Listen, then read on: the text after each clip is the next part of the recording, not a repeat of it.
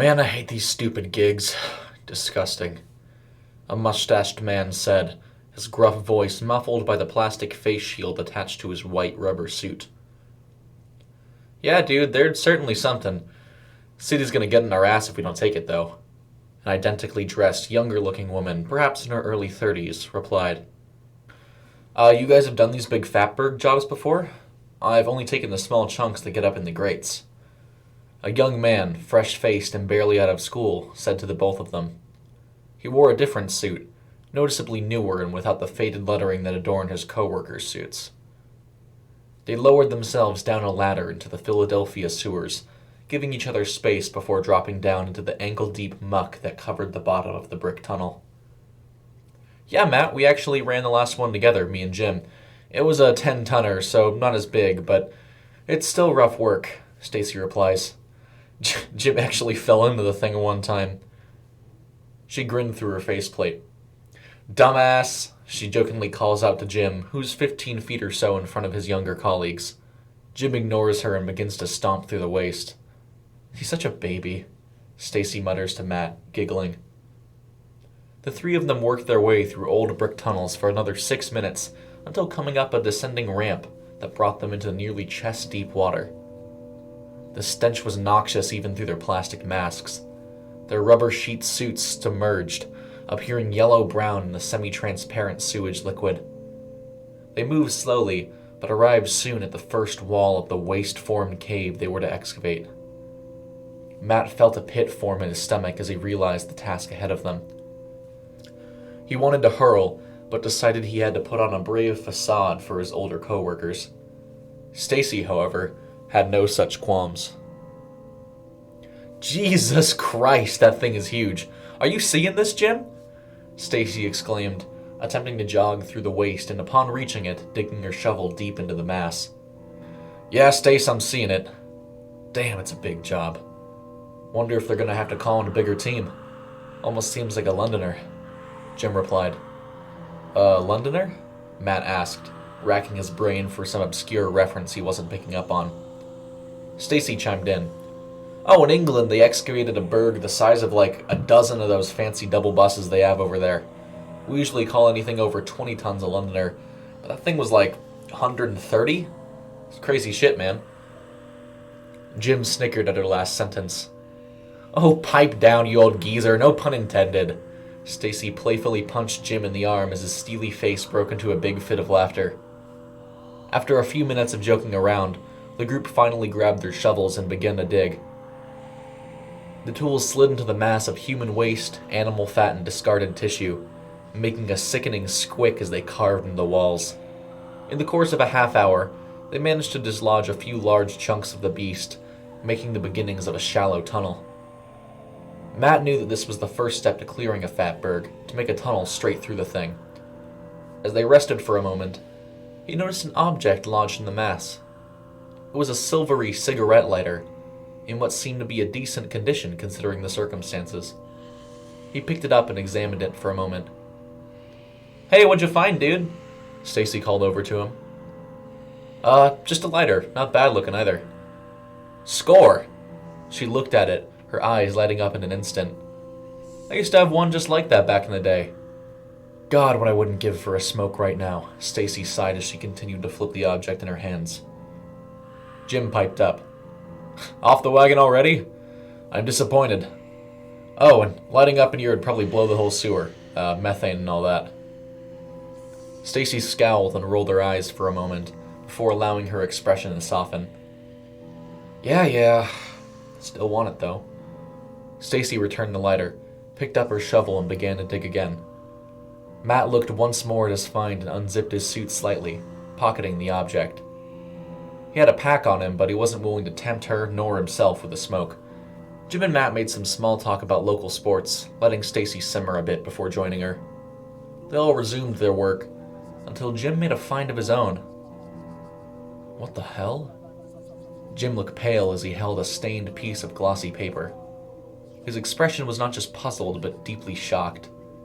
It seemed like a photo of some kind. Matt turned to him. Hey, you okay, man? Matt asked, looking over his co-worker's shoulder. It was a faded picture of two men, one teenage and the other clearly older. The boy held a soccer ball and wore the appropriate jersey uniform to match, while the other man maintained a scruffy salt and pepper beard and donned a black dress shirt. They looked happy. "Jim, you okay? Jim?" Matt grabbed his shoulder and shook him slightly, causing the older man to reflexively shove him away. Matt stumbled into the sewage and Jim finally turned to look at him. "Oh, I'm sorry. It's just my father and I, after a soccer game. I haven't seen this picture in 35 years. I don't know how it could have got here." Jim stared down at the photo again, examining it from as many angles as possible. "The fuck is going on?" he whispered. His eyes were glassy and harbored a far stare. He dropped the photo and shook his head, unenthusiastically beginning to dig once more. Something weird is going on, guys.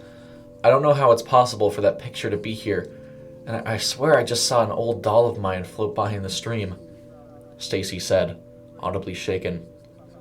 "Just drop it and finish the job," Jim said, a bitter tone entering his voice. "But Jim, fucking drop it." The trio went silent for another long while. Matt noticed more familiar objects, playing cards, old keys, even a particular black frisbee he swore he recognized but didn't call it out. The pores of the old brickwork seemed to sweat out a slimy grease that rhythmically dripped into the sewer below. The stench was getting even worse now, as they carved deeper into the bowels of this monstrosity. Then he saw it. A rat, dead, wearing a purple collar around its neck, sat upon a heap of the fatberg. "No, there's no way." Matt began to breathe faster, soon ripping off his face mask to retch into the sewer below him. "Christ, Matt, what's wrong? The rat?" Stacy asked, rushing over to put a hand on his back. "Dina," he choked out. "Look at the collar." Stacy trudged over and inspected the collar, confirming his statement.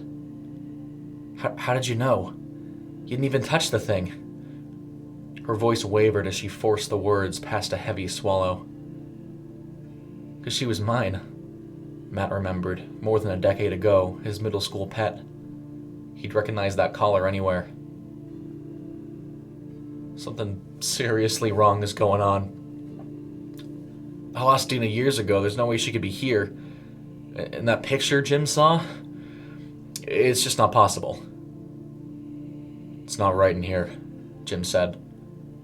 "Everything's just off somehow. I can't explain it." They discussed for a moment, doubling back, but eventually came to the conclusion that Matt and Stacy both needed the money and couldn't afford to abandon the job. Jim continued ahead of them, excavating as they cleared the walking room. They had quite the large tunnel made at this point, and the amount of objects they recognized was staggering. It was all they could do not to stop and check every missing sock, baseball, and scum-soaked greeting card they came across. As the tunnel widened and deepened, a solid 15 feet forward and 10 across now, the oppressive feeling strengthened accordingly. Matt couldn't help but feel like they were being swallowed by darkness and by this wet, putrid, fatty cave. The walls were nearly as solid as rock, and that once brownish matter took on a speckled gray tone to match. Their digging was once again interrupted, this time by a sickening shriek from Stacy. "Amir!" she cried, as she began to claw and scrape at the fatberg ceiling with her gloves. "Help me! It's him, stuck up there!" Matt shot a look at Jim, confused. Jim wore an expression of fatherly concern on his aging face as he moved to put his hands on Stacy's shoulder. "Amir's been gone a long while, Stace. There's nothing up there," he said, pulling her away slightly from the spot she was fixated on. Stacy turned to him, crying, and sat down for a moment, dirty gloves smudging her faceplate as she held her head in her hands. "Who's Amir?" Matt asked quietly. Several moments passed as Stacy faded back to reality, looking at Matt.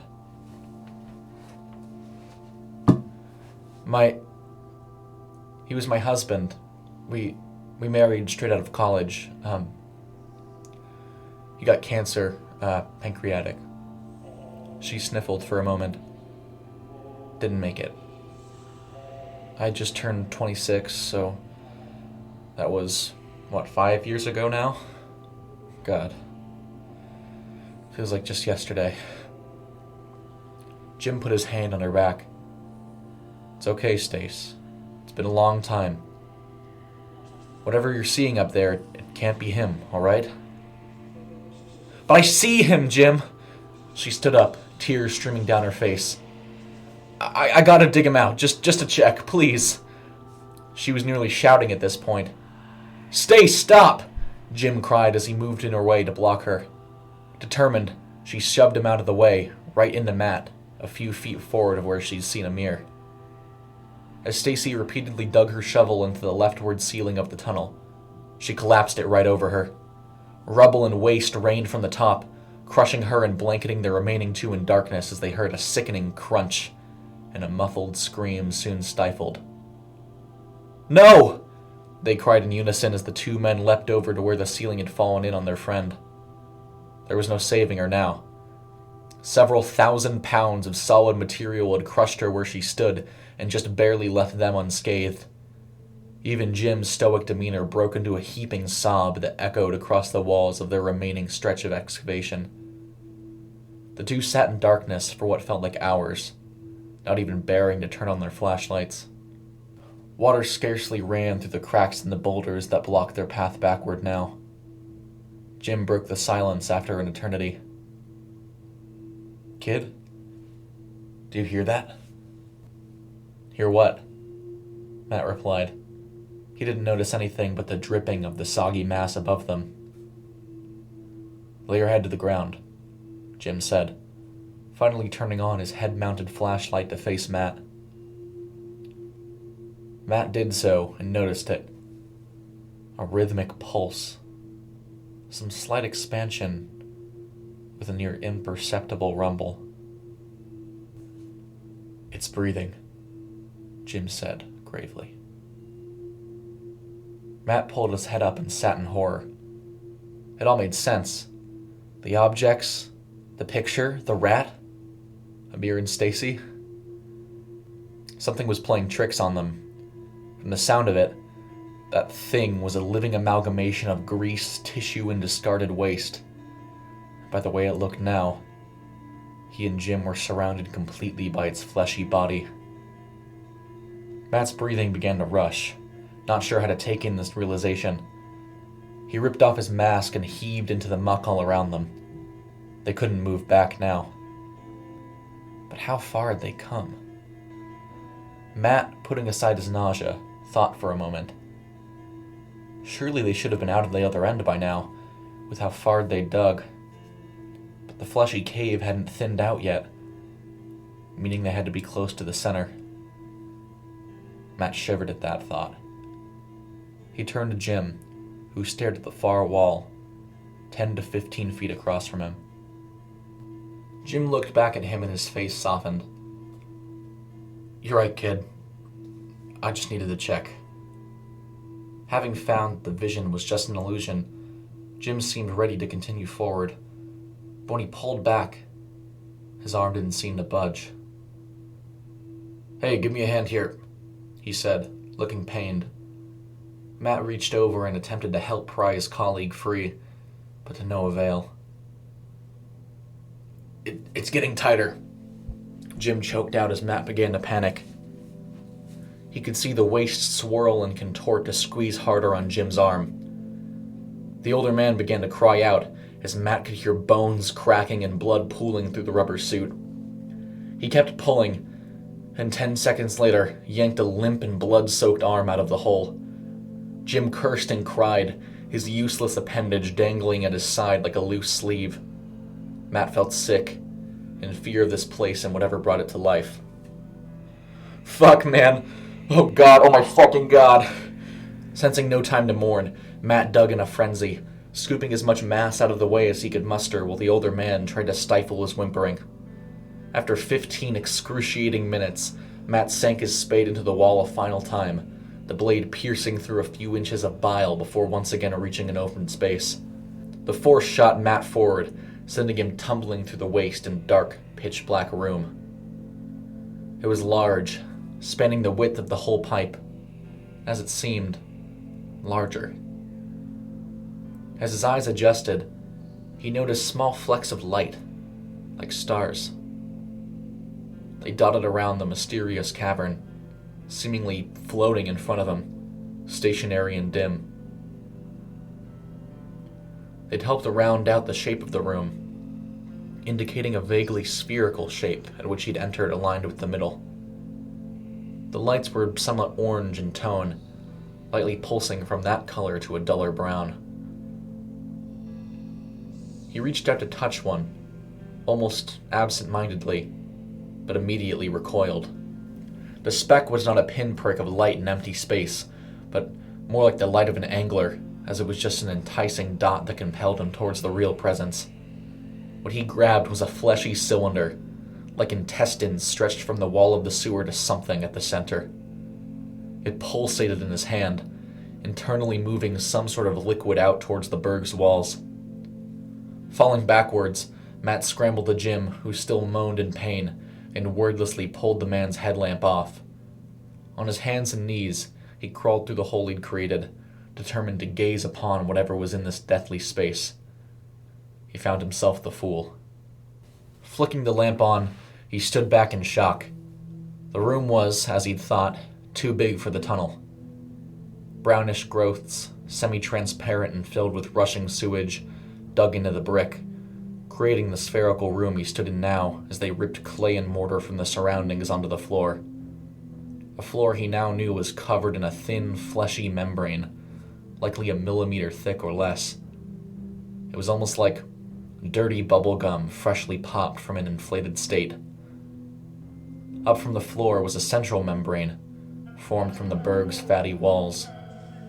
Like an altar of rotten bile, several times thicker than the tubes that ran across the room. As he moved his head up, he witnessed what lay at the center. A shape beat rhythmically, itself pumping the disgusting liquid into the tendrils, which he understood now to be veins for the horrible being rather than intestines.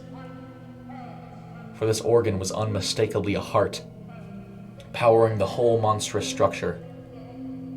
It was formed out of the same material as the rest of the central room, propped up on an altar of filth and disease. Matt was breathless. He shone the light back towards Jim, who had done his best to stumble towards the cavern, near blind with pain and dripping dark blood. Jim walked between the veins for a few moments, stepping over and ducking under them with little grace or dexterity as Matt called out to him.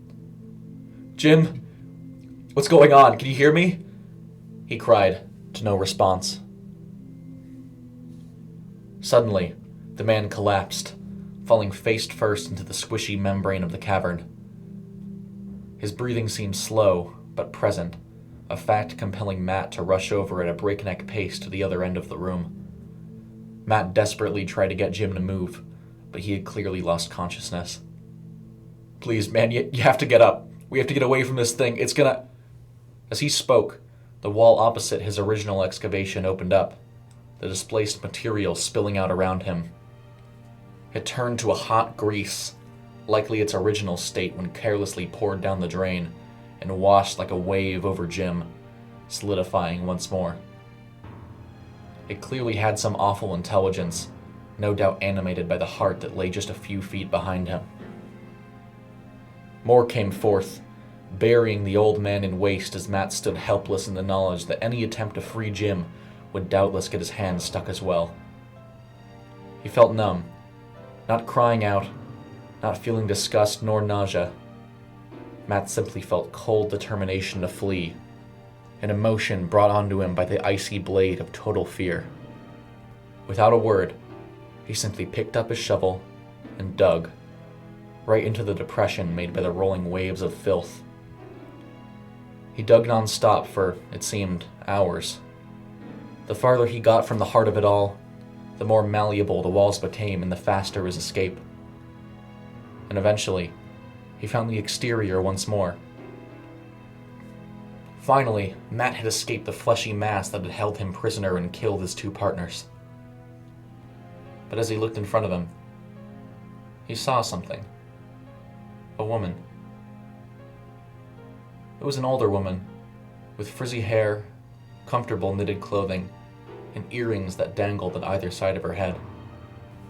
She looked at Matt, who was covered in filth and wearing ripped protective rubber clothing, and gave him a soft smile. At once, Matt dropped the shovel. He felt a combination of intense longing and deep sadness and walked towards the figure. "Mom?" he croaked, tears welling up in his eyes. He looked upon her dark face, mostly free from the wrinkles and lines that had once scarred her visage, and saw her staring at him with a loving gaze. "Yes, Maddie. Are you ready to go home now?" she asked, a sweet smile coming across her lips. Matt heard something swirl in the water, but didn't turn around to look. "Yes," he stammered between sobs. He took a step towards his mother. "It's okay. I'm here, Maddie," she whispered, beckoning him further. As Matt looked up to face her, he finally looked her in the eyes. They were empty, like pools of ink, and they betrayed no emotion or human insight. He shook his head, summoning previously lost clarity. "No. You're dead," he finally uttered. Matt remembered the day. She'd forgotten something for dinner that night. She made it 2 blocks from their apartment before getting into a car wreck, driving across the street just as a high-speed chase had reached the intersection. Matt never found out if the officer or the criminal had been the one to hit her, but it didn't matter to him. All he remembered was waiting at home for hours as the noodles boiled into mush. Matt heard the sloshing sound again, this time turning around to see snaking tendrils moving behind him, readying to snatch him by the ankles and drag him back into the mass. He started forward, turning to see his mother again, this time bloodied and mangled, bones cracked and jutting out, her face shredded by glass and shrapnel. But as soon as he saw that horrible sight, he sprinted through it, dispelling the illusion cast by the demon that had tried one last time to toy with him. Matt ran at a breakneck pace, looking back to see the tendrils picking up speed behind him as his search for an exit finally culminated in a ladder visible about 40 feet in front of him. But as he approached safety, he realized that he couldn't be sure of his survival unless this thing was destroyed. He lived in the city. What could it do to him if he was still connected to the sewer system through every drain in his apartment? Not to mention the people that would end up going down here to recover the others. He reached the ladder back to the surface and had a sudden realization, thinking back to Jim's words, almost a day prior. "Lighting up in here would probably blow the whole sewer. Methane and all that," Matt remembered his friend saying before the tunnels had become so sinister. He felt around, reaching in his suit to recover the lighter and the pack of cigarettes he possessed. He looked down again, a wave of pulsing tubes swimming around and reaching up towards him. In an instant he pulled a cig from the pack and lit it, dropping it down into the swirling mass as he reached the surface.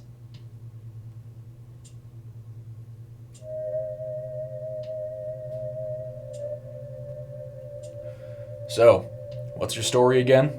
a police officer said to a distraught Matt who shivered with fear. "We were clearing the Fatberg out, and one of the guys struck a gas line. It started leaking and I was the only one who could get out before the whole thing blew," Matt lied.